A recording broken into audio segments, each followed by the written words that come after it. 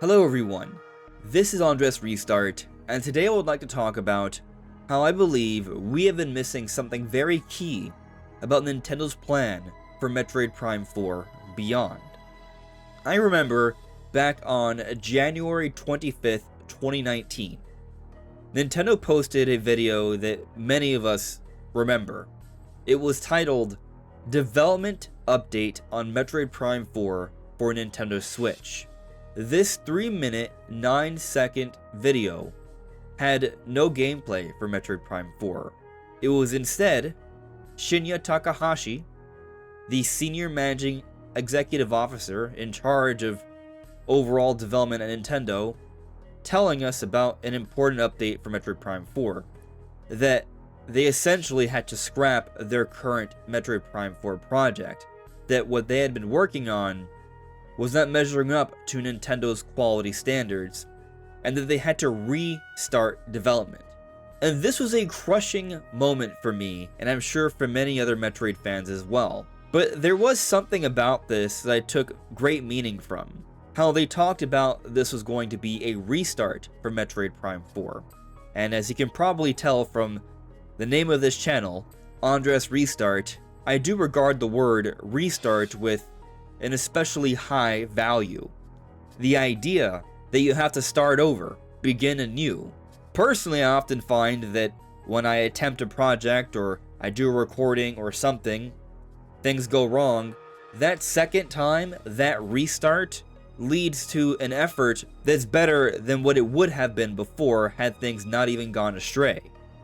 And so I have a great optimism for Metroid Prime 4 Beyond. My anticipation has not waned on this game over these many years.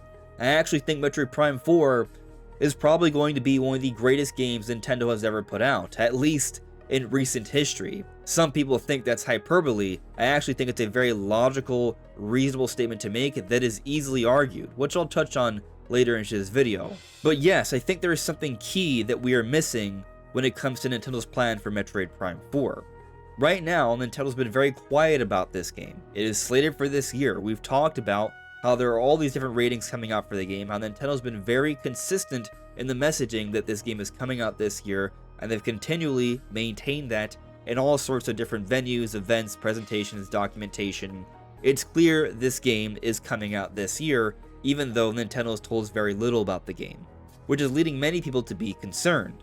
But I think if you take a closer look at how Nintendo has been operating, we really shouldn't take this to mean anything concerning.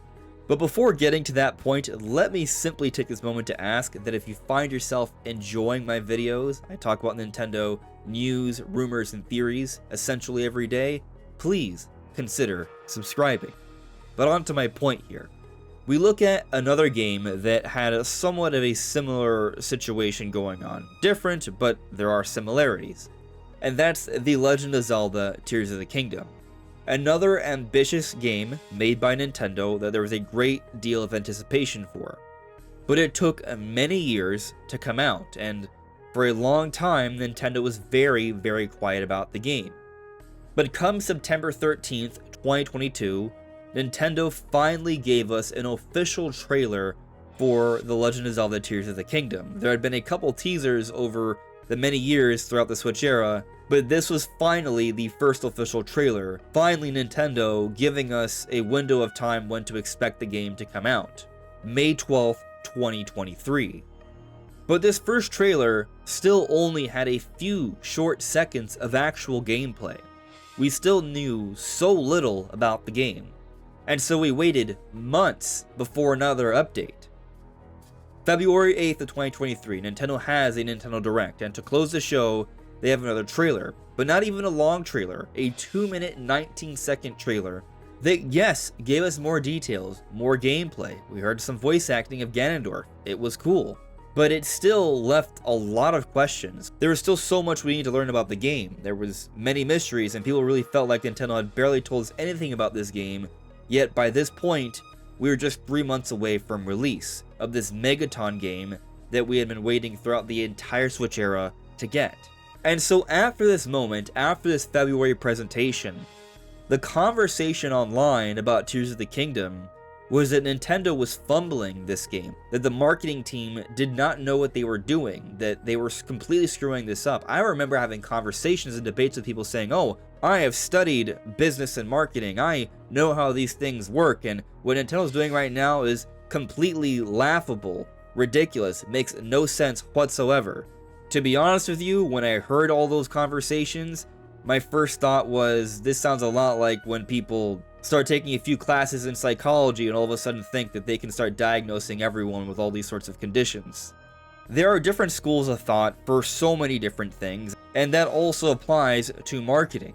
And ultimately what happened, Nintendo announced a gameplay demonstration with series producer Eiji Aonuma for Tears of the Kingdom, and we finally got to see an extended look of gameplay for the game. And it was by this point that marketing finally kicked into gear, when we were just about 6 weeks away from the game coming out.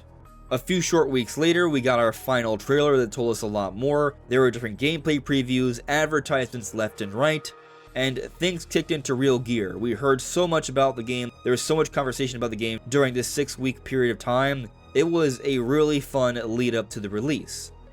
And you want to know what happened? As Nintendo reported themselves, The Legend of Zelda Tears of the Kingdom sells over 10 million worldwide in its first 3 days, becoming the fastest selling game in the series. It is also the fastest selling Nintendo game ever in the Americas. This was just in 3 days. The silence that Nintendo maintained for Tears of the Kingdom for such a long time, with some minor small updates when they were a few months away, and then really kicking things into gear when there was just a small span of time left, about 6 weeks, that helped to facilitate this historic event where Tears of the Kingdom exploded in sales to start things off. And so all those people who were saying that Tears of the Kingdom was going to flop or not do so well because of Nintendo's odd silence, they were wrong. Nintendo knew what they were doing. And so we've seen Nintendo do similar things since Tears of the Kingdom like this. Take Donkey Kong Bonanza, for example. We didn't even know about this game's existence, at least officially, because we had been speculating on it for many years, but officially, the game was announced in the April Nintendo Direct on April 2nd. It was the closer of the show. And yet, with that trailer and even some Treehouse demonstrations, people ultimately felt like they had seen very little of the game, or had not seen enough to really convince them on the quality of this game, if it was truly worth it. It wasn't until June 18th, a month before the game would be coming out on July 17th, where we got the Donkey Kong Bonanza Nintendo Direct, where all of a sudden, the tunes changed for so many people. Nintendo finally kicked things into high gear with the marketing a month before release for Donkey Kong Bonanza, and we learned all these details, and all the commercials started coming out, and all the previews, and all this different stuff, and everyone saw what Bonanza was all about. And since then, the conversation about Bonanza has been overwhelmingly positive. How successful was the game in terms of sales? We're not quite sure, but we do at least know that the game has sold pretty well in various markets, including the United States, where it is the top seller of Switch 2 titles for the month of July, which I would think is a no-brainer. It's the big new Nintendo title for the month. But point is, we have only seen positive signs here. And at the very least, what we have seen for how Nintendo delivered the overall messaging for Bonanza was that people came to realize it was a very, very good game and there was a lot of excitement for it. But let's consider another example that's not even something by Nintendo, but I think we're seeing a similar effect here. And that's Knight Silksong. This game we've known about for many years, waiting for an update on throughout the entire Switch era as well.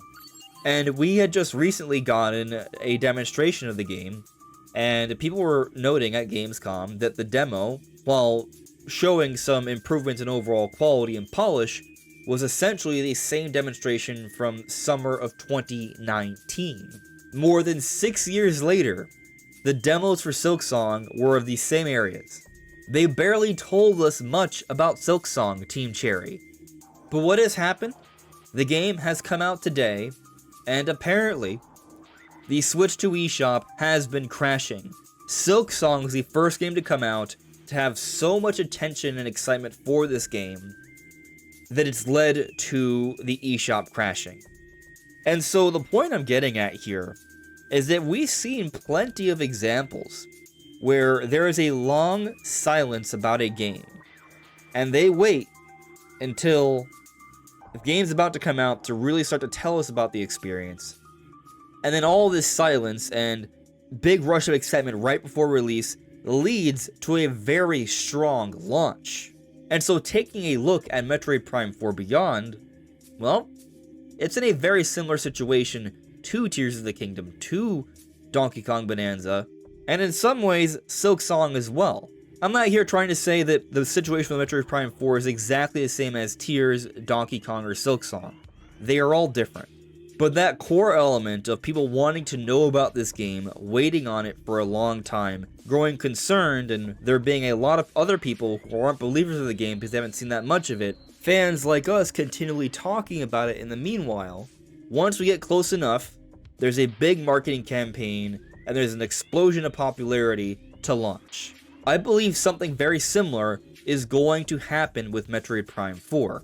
I've covered these points before, but we've barely seen anything of the game. We've only seen the opening segment, which is only just a few short minutes. It's not even necessarily a good indicator of how the rest of the game will be. This is just an opening segment to teach you how to play, essentially, and sort of tell you the story, and then set the scene for the rest of the adventure, which takes place on Vuros, and we've only seen the beginning moments of that as well.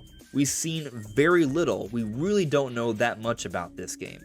The only real hint we have is the key art for the game shows a completely different area from what we've seen of Vuros. It's a massive desert with big varying points of interest off into the distance, which lead me to believe that yes, there's something to this background here. There's a lot more to this game that we just don't know about. And so here we are. I'm recording this on September 4th. And when are they going to tell us about this game? Because it's supposed to come out this year, right?